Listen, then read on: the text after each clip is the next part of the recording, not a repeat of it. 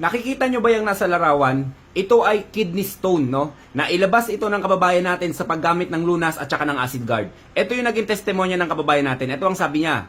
Last month sir, muntik na akong ma-admit dahil sa sakit ng tagiliran ko hanggang likod.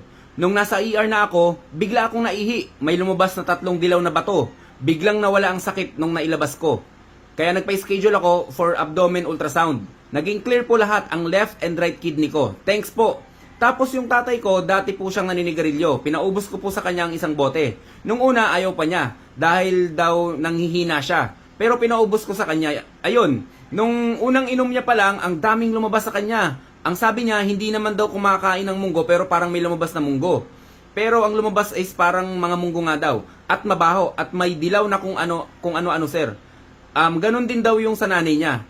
Ganun din daw ang naranasan ng nanay niya. Kaya order po ulit ako kasi matagal na akong tinatanong kung kailan daw ulit ako order. Sabi ko kung may budget na, maraming salamat po.